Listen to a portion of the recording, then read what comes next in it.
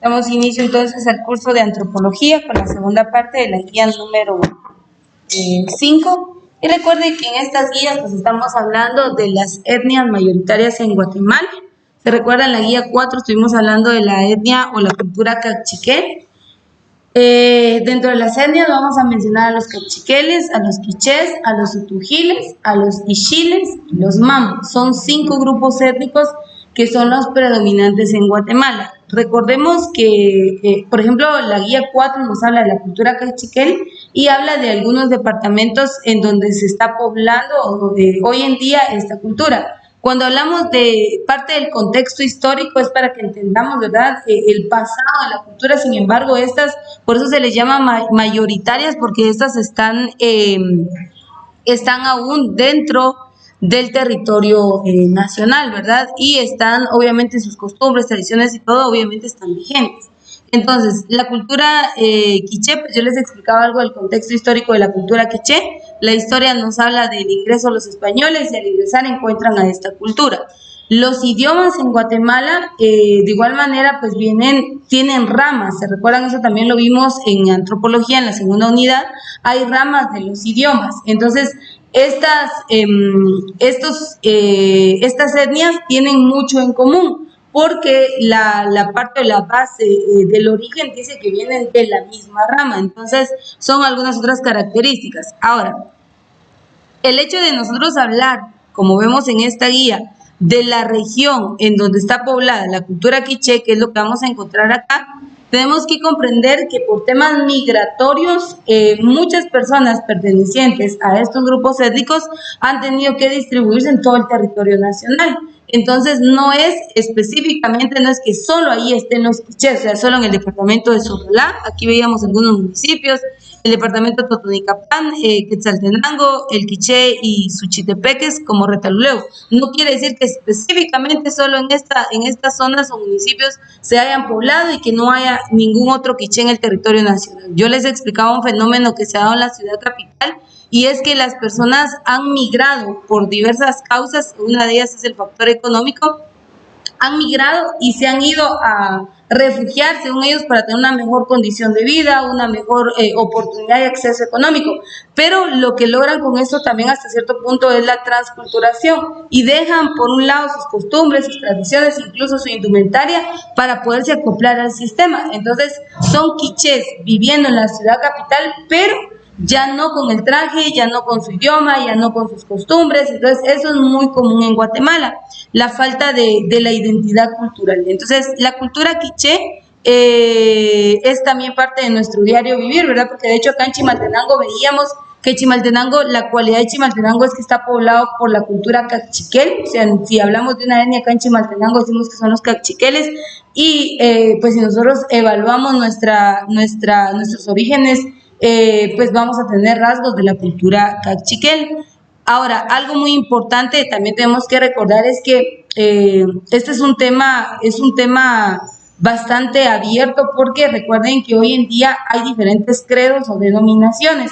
Las culturas mayas mayoritarias y los 22 en general, grupos étnicos, tienen cierta identidad cultural, es decir, que creen en ciertas costumbres y tradiciones basadas en las creencias de los antepasados. Hoy en día usted sabe que hay diferentes idiomas, hay diferentes formas de expresión cultural, hay las nuevas tecnologías, y en fin, todos esos factores han hecho que la mentalidad del hombre vaya cambiando. Pero hay personas, vamos a hablarlo desde el punto de vista teológico, hay personas creyentes de la Iglesia Católica, testigos de Jehová, evangélicos, mormones, y que pertenecen a una de estas culturas. En el caso, por ejemplo, de la quiché, yo conozco una persona, por ejemplo, que es cachiquel, porta su traje, habla el idioma, está involucrada en actividades culturales, de hecho está en la Defensoría de la Mujer Indígena y es creyente. O sea, ahí se ve un fenómeno, porque esta persona pareciera ser o debería ser que tendría que tener sus ideologías ancestrales, que serían las ideologías mayas, pero esta persona no las tiene, sino que las ha modificado. Entonces, ese también es otro factor que ha generado también la pérdida de la identidad cultural. Estos son temas que se tienen que tocar, tener claro de que el hecho de que una persona porte un traje indígena no quiere decir que la persona tenga identidad étnica, ¿sí? O que la persona comparta ciertas ideologías. Por ejemplo, hablábamos en la cultura maya, y aquí entrarían todos los grupos étnicos. En la cultura maya hay ciertas creencias que están muy activas, muy actuales. Por ejemplo, yo le comentaba a una persona, hablábamos del tema de las danzas, de los rituales y de las ceremonias. Por ejemplo, en una ocasión nosotros recordamos que estando acá en el establecimiento, es una presentación cultural, y estaban los jóvenes realizando la estampa de una ceremonia, cuando de repente sacan un animal, sacan un gallo, creo que era una gallina, no sé, y entonces en medio del ritual viene la compañera y le corta la cabeza al animalito. Entonces nosotros nos quedamos impactados, impresionados de que había sucedido eso, y nunca imaginamos que pues esta persona lo fuera a realizar, pero el punto es que para nosotros solo era una forma de expresión artística, pero para esta persona era parte de su identidad cultural, entonces lo tenía que realizar. Obviamente ahí fue un dilema, porque qué hacer, ¿verdad? Reprenderle o qué, pero sí es parte de su cultura. Entonces, ¿cómo trabajar esa área, verdad? Entonces, hoy en día hay muchas creencias que están presentes.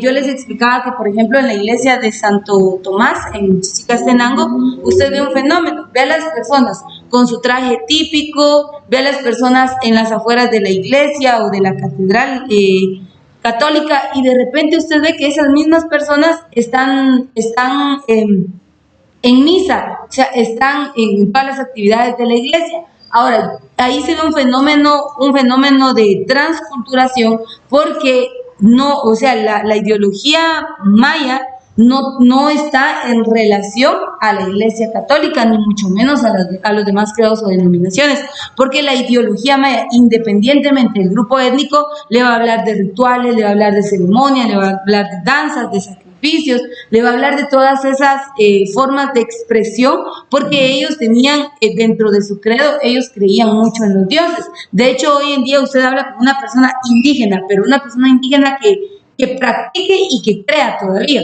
Ella le va a hablar de los ancestros, ella le va a hablar de sus antepasados, le va a hablar, esta persona le va a hablar de sus bases étnicas. Entonces, esto es algo muy común en Guatemala, y por eso es que al estudiar esto, vamos a ver que nos envía a ciertas regiones o áreas en específico, porque si bien es cierto, están dispersos en todo el territorio nacional, pero hay un lugar geográfico específico en donde vamos a poder notar nosotros como que la esencia de la cultura.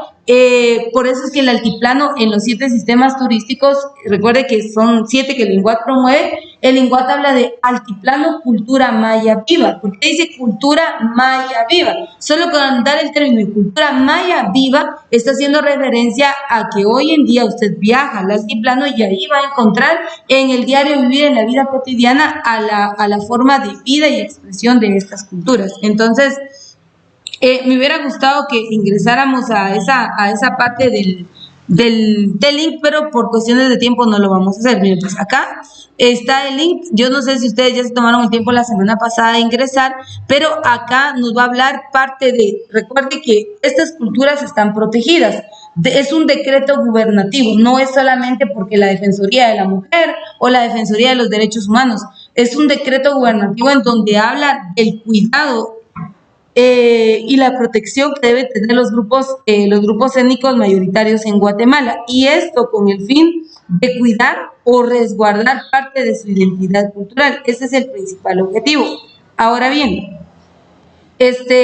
al ingresar al link le va a hablar también temas de la firma de los acuerdos de paz, porque recuérdense que a partir de los acuerdos de paz, pues le da la protección a los grupos indígenas en Guatemala. Esa es la base legal. Cuando se firman se firman los acuerdos, en los 12 puntos o aspectos que se tomaron en cuenta, se hablaba de la protección indígena en nuestro país. Entonces, algo muy importante de esto, les digo, vean este video, habla de la realidad de la cultura quiché, y acá pues hablábamos del contexto histórico. Se recuerdan que como ellos, estos tienen una rama de origen ellos tienen como una Biblia, por decirles así, como una guía, y para ellos esa Biblia es el Popol Vuh. De hecho, hay estudios desde el punto de vista teológico e histórico. Hay ciertos historiadores y antropólogos que sostienen que el Popol Vuh fue escrito antes que la Biblia. E incluso hay, desde el área quiché, hay personas que se atreven a decir que la Biblia es una réplica del Popol Vuh. Entonces eso ya son temas de creencias, ¿verdad? Y les toco todos estos temas porque usted en algún momento se va a topar con personas que son bastante apegadas a su ideología cultural, y obviamente nosotros no podemos cambiar esa forma de creer o de pensar porque es parte de su identidad, entonces no podemos modificarla. Entonces acá nos habla de esos orígenes, la base del Popol Vuh. Acá vea la forma de organización, esto es parte del contexto histórico. Recuerde que con el ingreso de los españoles se rompe toda estratificación social étnica. Sin embargo, dentro de la estructura social en Guatemala hay grupos, hay clases sociales, es la palabra. Las clases sociales en Guatemala están bien marcadas, pero lamentablemente si hablamos de una clase social, las culturas indígenas lamentablemente están en los escalafones más bajos, y es algo irónico, ¿verdad? Porque yo no sé usted, pero yo conozco personas del área indígena que son bastante pudientes, son dueños de fábricas, de fincas, de extensiones de terreno, o sea, económicamente están bien, son gente estudiada. Entonces hay una estratificación social en Guatemala, y al momento de clasificar a los indígenas se les lleva a un nivel bajo, y eso es un problema social. Eso es racismo y discriminación, pero eso ya es parte de la identidad que tiene Guatemala. Es lamentable porque no debería ser así, pero en la estratificación social sí quedan en un escalafón bastante bajo. Bueno, aquí habla también del contexto histórico, como les dije. Dice, de la comercialización. Recuérdese que en Guatemala, yo le expliqué que en Guatemala, indígena o no indígena, en Guatemala la población guatemalteca nos caracterizamos porque en nuestra base económica somos agrícolas, ¿sí? Guatemala, entre los productos de la canasta básica, yo les expliqué que hay productos de primarios, secundarios y terciarios. Guatemala tiene la capacidad en el punto de producción de dar productos productos primarios, y aquí entrarían todos aquellos frutos, cereales, granos, legumbres y todo lo que sea producido por la tierra y que no haya sido modificado, por eso se llaman productos primarios. Entonces, Guatemala, en cuanto a su producción, tiene de la canasta básica, Guatemala tiene los productos primarios, ¿verdad? Nosotros producimos, pero también no hay que descartar que hay maquilas, que hay fábricas, que hay empresas que han venido a Guatemala. Entonces, desde el punto de vista cultural, estas etnias sobreviven de la agricultura y la crianza de ganado. También dentro de los productos están los secundarios. Dentro de los secundarios entraría, por ejemplo, la elaboración de algunos elementos artesanales. Y Guatemala también tiene, dentro de la producción secundaria, Guatemala también tiene. Ustedes saben que en las etnias o en las culturas indígenas se caracteriza porque ellos producen artesanías de diversas clases: la jarcía, la cestería, la alfarería, todo lo que es el tornado, todo lo que es la elaboración de una figura en madera, en metal, en hierro. O sea, Guatemala tiene esa forma de expresión artística. Pero no solo se limita a eso, la confección de trajes típicos en Guatemala también es algo predominante. Entonces, si hablamos de a qué se dedican las culturas indígenas en Guatemala, pues va a ser toda esa parte de la agricultura, de la artesanía, la producción primaria y secundaria, es algo común en nuestro país y mayormente en estas zonas. Por ende, como ellos son artesanales, por ende, entre su producción, también recordemos que Guatemala se caracteriza porque tiene regiones, y cada región tiene ciertos productos. En cuanto a sus tierras fértiles, tiene ciertos productos que van a producir, y en este caso también tiene mucho que ver eso, ¿verdad? O sea, la región y qué tipo de recurso natural es el que se puede dar, la tierra, que por ejemplo hay zonas que son zonas cafetaleras, zonas de maíz, por ejemplo las zonas que son bastante áridas en el oriente de Guatemala, ellos producen todo lo que tenga que ver con la cestería. Entonces, ¿Por qué? Porque su producción no es frutos, no es cereales, no es granos al 100%. Entonces, esto también tiene mucho que ver, influye mucho la parte del recurso natural que se tenga para que así ellos se dediquen a la producción. Y como ya vimos y les expliqué, la mayoría de culturas indígenas están ubicadas en el altiplano. Entonces acá nos va a hablar de la producción. En este caso dice, en cuanto a la producción, dice el tejido, dice, mira, dice, en algunas comunidades del altiplano occidental se practican ritos que resaltan, bueno, aquí está hablando de los ritos, pero vea, pues, los elementos o ideologías, pero yo quiero llegar a la parte de los elementos. Vamos a ver, aquí está. Se acostumbra que cuando una tejedora está embarazada, aquí es parte de la ideología, pero está hablando de tejedoras. Usted se da cuenta aquí que habla de los ritos, habla del tejido. Entonces, es parte fundamental de esta región la crianza de animales, porque vean los departamentos, estamos hablando de Sololá, Totonicapán, Quetzaltenango, El Quiché, Suchitepeques y Retaluleu. Y si usted investiga a través de la geografía visualizada, le va a hablar que ellos se dedican a la crianza de animales.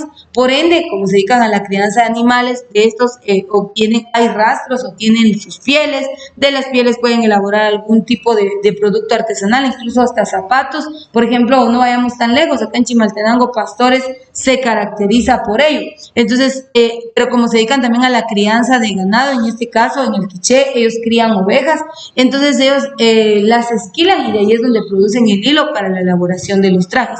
Entonces vemos que depende mucho de esa producción la parte artesanal también, ¿verdad? Y en el tema de los idiomas, pues ya vimos, hay ciertos idiomas de la rama quiché. Yo me recuerdo que esa guía la estudiamos y si usted se recuerda, esto fue en el curso de antropología. Se lo voy a proyectar porque recuérdese que le expliqué que hay ramas. Vamos a ver aquí.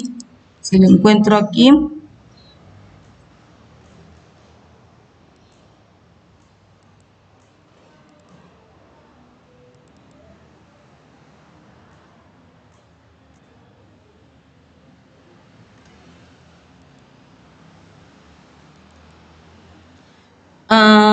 Vamos a ver si me aparece ustedes.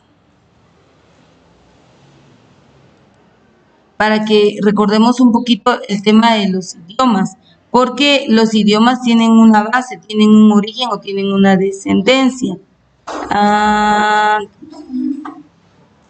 Aquí está. Eso usted lo encuentra en la geografía visualizada de Guatemala. Y aquí está el mapa. Este mapa muestra o refleja las zonas donde se hablan o se dominan ciertos idiomas.